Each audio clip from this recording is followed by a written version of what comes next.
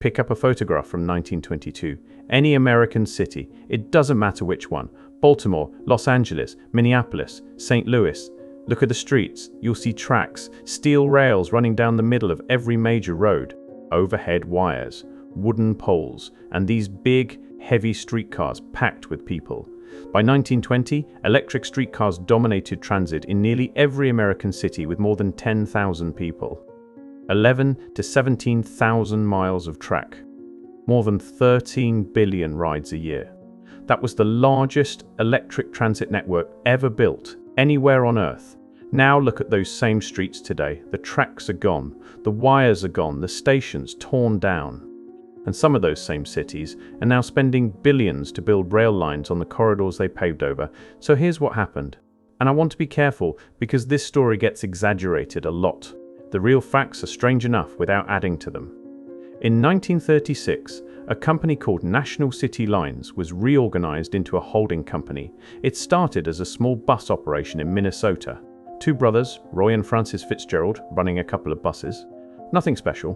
But in 1938, National City Lines started receiving money from some very large companies. General Motors, Firestone Tire, Standard Oil of California, Phillips Petroleum, Mack Trucks. Together, these companies provided over $9 million in stock financing. These investments came with strings. National City Lines would use the money to buy local transit systems in cities across America. In return, those systems would sign long-term exclusive contracts, buy buses only from GM, tires only from Firestone, fuel only from Standard Oil. The structure was a requirements contract, legal on its face, but the scale of it, that's where things get complicated. What National City Lines did next was acquire transit system after transit system. Baltimore, St. Louis, Oakland, Los Angeles, Salt Lake City, Tulsa. By 1947, the company controlled 46 transit systems in 45 cities across 16 states. The Seventh Circuit Court of Appeals confirmed these details in 1951. You can read the decision yourself. Case number 186, F. 2nd D. 562. In most of these cities, the streetcars were eventually pulled off the tracks, replaced with buses. But here's the part that matters for honesty. Many of those streetcar systems were already struggling before National City Lines arrived. Ridership had peaked around 1926 at roughly 17 billion trips. Then it started falling. Cars were getting cheaper. The Model T changed everything. By 1925, there was one car for every 11 people in Chicago alone. Professor Robert Post at the Smithsonian has written about this. So has transportation historian Scott Bottles. The automobile was already winning, and the streetcar companies had real structural problems. They were privately owned. Their fares were locked in by city contracts, often at 5 cents per ride. They couldn't raise prices when costs went up. They couldn't cut unprofitable routes. They had to maintain their own tracks and their own power lines, while cars and buses used public roads for free. The Public Utility Holding Company Act of 1935 made things worse. It banned companies from both running transit and selling electricity. That cut off a major revenue source. Corruption, overcapitalization, competition from jitneys, labor disputes. The list goes on. The standard explanation says streetcars died because they were outdated. Cars were faster, buses were cheaper and more flexible, the suburbs were spreading, and honestly, that explanation has real merit. It accounts for the decline in ridership. It explains why some cities were already converting lines to buses before National City Lines ever showed up, but it doesn't account for everything. It doesn't explain why a group of companies that directly profited from bus and automobile sales were financing the acquisition of transit systems.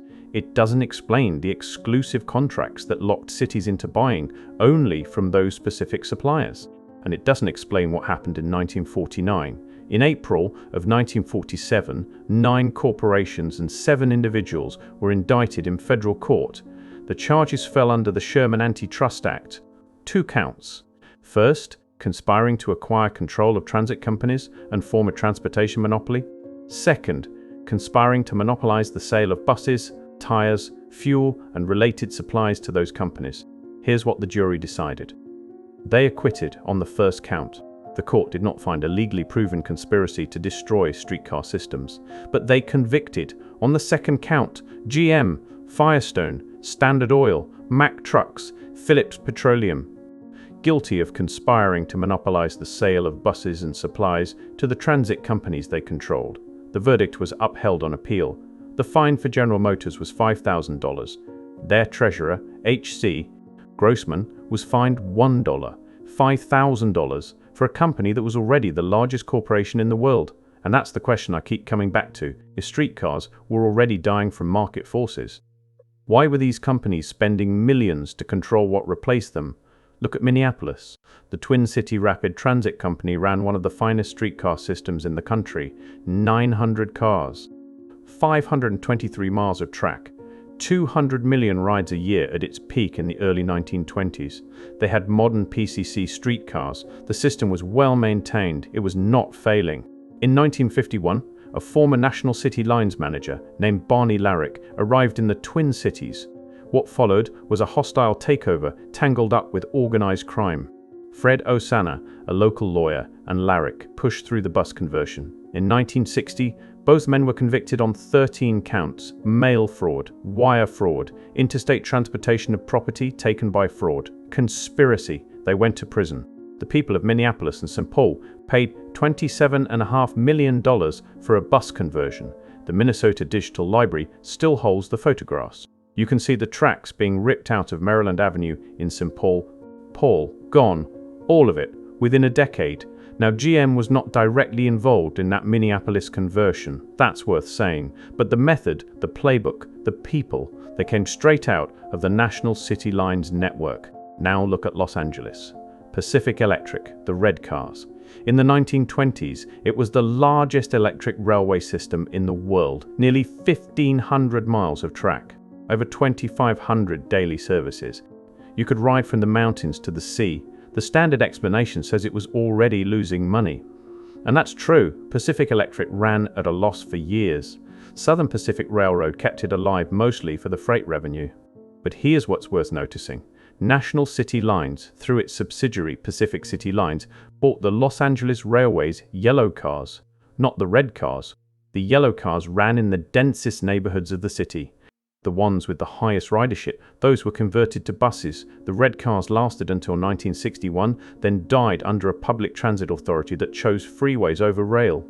Today, the LA Metro E line and A line run on former Pacific Electric corridors. They're rebuilding what was there. Then look at Kansas City. In 1922, the streetcar railway carried over 136 million revenue passengers. That was its peak. Third largest cable car system in the country behind San Francisco and Chicago before they electrified.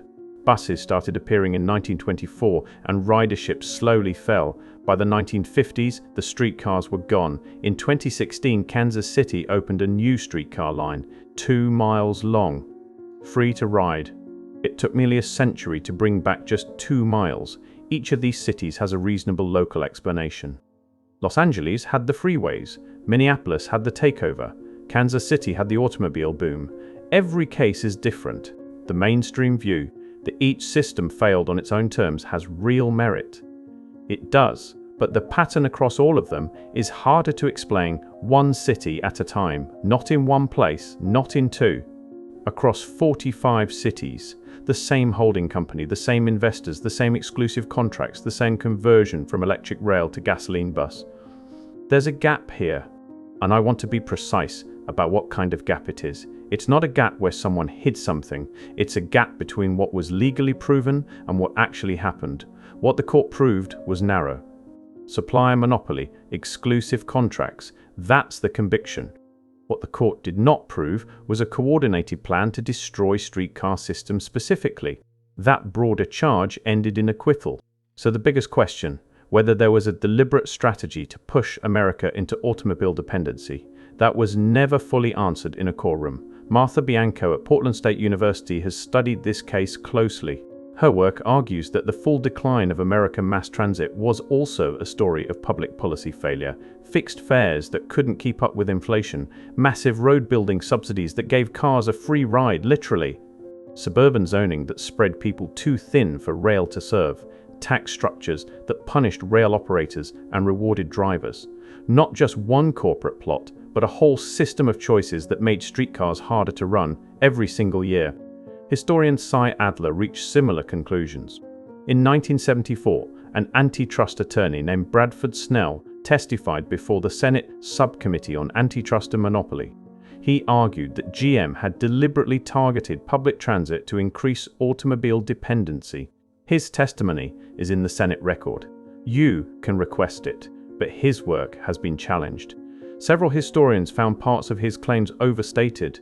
The truth seems to sit somewhere between Snell's version and the pure market forces explanation, and very few researchers have tried to map that middle ground. Meanwhile, the original warning came from a man almost nobody remembers, Edwin Quinby, a retired naval commander. In January of 1946, he printed a 37-page pamphlet in his basement on a mimeograph machine, mailed it to mayors, city managers, and congressmen across America. That pamphlet is transcribed on the website History is a Weapon. Anyone can read it today. Quimby named the companies, named the contracts, named the pattern. The transit industry magazine Mass Transportation attacked him for it, devoted their cover and 5 full pages to calling him a crackpot. A year later, the federal indictments came. Everything I've shown you so far is documented. You can look it up. The court records, the Senate testimony, Quimby's pamphlet, the ridership numbers from the American Transit Association. What comes next is me thinking out loud. What if the streetcar systems weren't just dying? What if they were dying the way a patient dies when nobody calls the doctor? The symptoms were real.